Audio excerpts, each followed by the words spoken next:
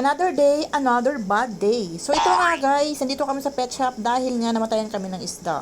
Dahil ginawang halo-halo ng anak ko habang nililinis kami ng aquarium. So ngayon pipili na tayo ng isda na ating bibilhin. So nakita nyo naman ang dami-dami pwedeng pagpilian. At mura lang yan. At syempre marami din silang dito mga binebenta, mga birdie. Hindi ko alam kung ano mga pangalan yan pero alam ko mura sila.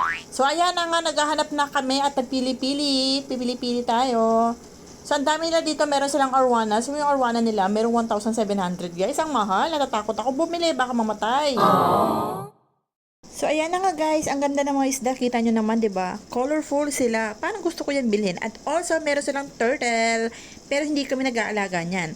So, meron din silang ganyan. Hindi ko alam anong pangalan ng isda na yan. Mahaba yung buntot. Dati may ganyan kami. Kaya lang kinain nga ng angelfish. Nabuli. Kaya napag-isip-isipan namin na bumili na lang kami ng medyo malaki na yung lumalaban.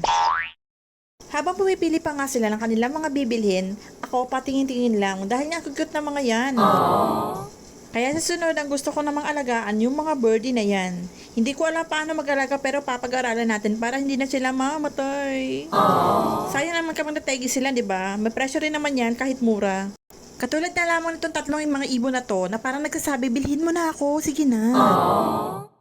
Sa pagkahaba-haba ng oras na in-stay namin dito, ito lang pala yung napili nila, yung dalawang malaking mata. Yan ay tawag ay Blackmore. So yan naman, lalagyan natin sa ating aquarium.